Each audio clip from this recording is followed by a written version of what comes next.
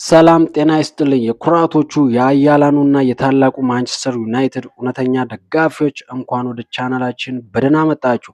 ዛሬ በኦልድ ትራፎርድ ዙሪያ የተሰሙት ዜናዎች ተራ ዜናዎች አይደሉም። የክለባችንን ክብር ወደ ነበረበት ለመመለስና ወደ ድል ለመገስገስ የተጀመረ ትልቅ ጉዞ ማሳያ የሆኑ ሁለት እጅግ አስደናቂና ልብን በደስታ የሚያሞቁ ሰበር ዜናዎችን ይዤላችሁ ቀርቤያለሁ።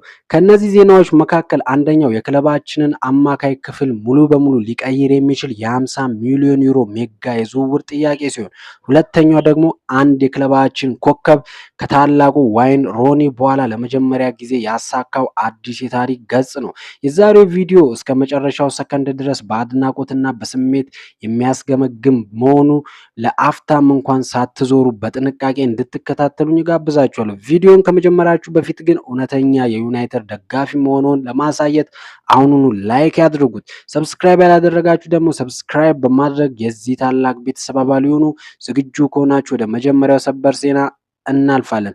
ዛሬ በዝርዝር የምንመለከታቸው ርዕሰ ጉዳዮች የሚከተሉት ናቸው። የመጀመሪያውና ትልቁ ዜናችን ዩናይትድ የአውሮፓን እግር ኳስ ያነቃቃ ኦፊሻላዊ የዝውውር ጥያቄ ለማቅረብ ተዘጋጅቷል። ያ ተጫዋች ማን ነው? ለምንስ አስፈለገ? የካንስ ኤስኢአር ታማኝ መረጃ ምን ይላል? ሁሉንም ዝርዝር እናያለን። በመቀጠል ከዋይን ሮኒ በኋላ ማንም ያልነካውን ታሪክ የሰበረው የዩናይትድ ልብና ነፍስ የሆነው ተጫዋች ያስመዘገበው ታላቅ ድልና የደጋፊዎችን ስሜት የነካው የሽልማት ስነስርዓት እንቃኛለን። አምናችሁን ተከታተሉኝ። የዛሬው መረጃ የዩናይትድ ደጋፊ በመሆናችሁ ብቻ እንድትኮሩ የሚያደርግ ልዩ ስሜት አለው። ቀጥታ ወደ መጀመሪያው ሰበር ዜናችን ስንገባ ቲያትር ኦፍ ድሪምስ በአዲስ ጉልበት ሊደራጅ ነው። ታዋቂውና እጅግ ታማኙ የስፔን ሚዲያ ተቋም ካንስ ኤስኢአር ይፋ እንዳደረገው ከሆነ ማንቸስተር ዩናይትድ ለፈረንሳዊ የወደፊት ኮከብ ኤድዋርድ ካማቪንጋ ይፋዊ የ50 ሚሊዮን ዩሮ የዝውውር ጥያቄ ለማቅረብ የመጨረሻ ዝግጅቱን አጠናቋል። አዎ ደጋፊዎች፣ ይህ ዝውውር ዝም ብሎ የተጫዋች ግዢ አይደለም። ይህ ቦርድ የክለባችንን ወደፊት ቀደም ክብሩን ለመመለስ ምን ያህል ቁርጠኛ መሆኑን ያሳየበት ትልቅ እርምጃ ነው። ካማቪንጋ ገና በወጣትነቱ በአውሮፓ መድረክ ላይ ራሱን ያረጋገጠ፣ በሜዳ ላይ ያለው መረጋጋት፣ ኳስ የማከፋፈል ብቃቱና ተከላካዮችን ሰብሮ የመግባት አቅሙ ልዩ የሆነ ድንቅ ተጫዋች ነው። ይህ ተጫዋች ወደ ኦልድ ትራፎርድ መምጣቱ ለዩናይትድ ምን አይነት ጥቅም ይሰጣል?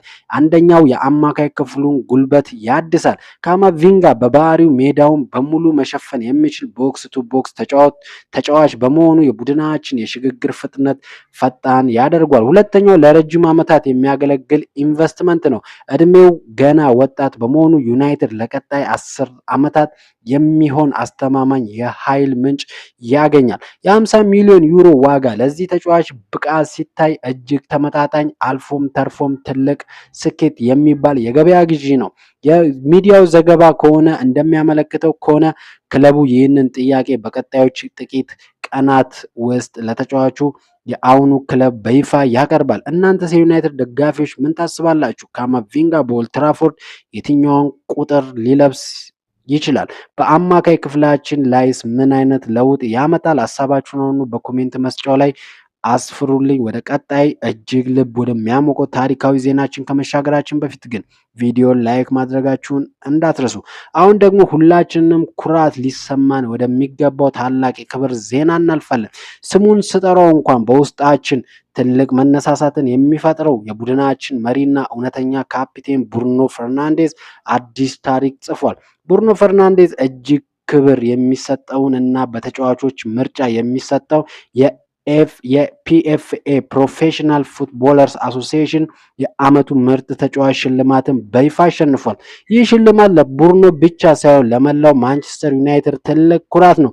ለምን ካላችሁን ይህ ሽልማት በክለባችን ታሪክ ውስጥ ከተሸለመው ረጅም ዓመታት ተቆጥረው ነበር። የክለባችን ሌጀንድ ታላቁ ዋይን ሮኒ እንደ አውሮፓውያን አቆጣጠር በ2009 እና 10 የውድድር ዘመን ይህንን ክብር ካሸነፈ በኋላ ላለፉት በርካታ ዓመታት አንድም የማንቸስተር ዩናይትድ ተጫዋች ይህንን ሽልማት ማሸነፍ አልቻለም ነበር።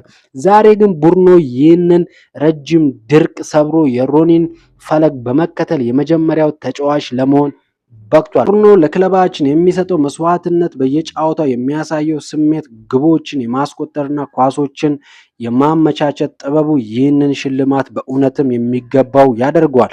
እርሱ በሜዳ ላይ ሲኖር ዩናይትድ ሌላ እምነት ይኖረዋል። ይህ ሽልማት ብሩኖ ፈርናንዴዝ በኦልትራፎርድ ታሪክ ውስጥ ስሙ ከታላላቆቹ ተርታ የሚሰለፍ ሌጀንድ መሆኑን በይፋ ያረጋገጠበት ነው። ዋይን ሮኒ ክለባችንን በክብር ማማ ላይ እንዳስቀመጠው ሁሉ ብሩኖም ይህንን ወጣት ቡድን እየመራ ወደ ቀጣይ የክብር ምዕራፍ እንደሚያሸጋግረው ምንም ጥርጥር የለንም። የብሩኖ መሸለም ለእናንተ ምን አይነት ስሜት ፈጠረባችሁ? እውነተኛ የዩናይትድ ደጋፊዎች እንኳን ደስ አለ ካፒቴን በማለት ለብሩኖ ያላችሁን ፍቅር በኮሜንት ግለጹልን። እንግዲህ የዛሬዎቹ ታላላቅ ዜናዎቻችን እነዚህን ይመስሉ ነበር። በአንድ በኩል የወደፊቱን ኮከብ ካማቪንጋን ለማምጣት የተጀመረው የ50 ሚሊዮን ዩሮ እቅድ፣ በሌላ በኩል ደግሞ ካፒቴኖችን ብሩኖ ከዋይን ሮኒ በኋላ የጻፈው አዲስ ታሪክ፣ ዩናይትድ ወደ ቀድሞ ማንነቱ እየተመለሰ መሆኑን እነዚህ ዜናዎች በግልጽ ያሳያሉ።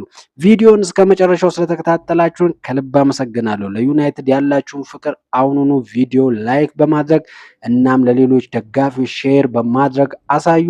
በቀጣይ አዳዲስ ሰበር መረጃዎች እስከምንገናኝ ድረስ የክለባችን መፈክር ሁልጊዜም እንደማይቀየር አስታውሱ። ግሎሪ ግሎሪ ማን ዩናይትድ። ደህና ሰንብቱ።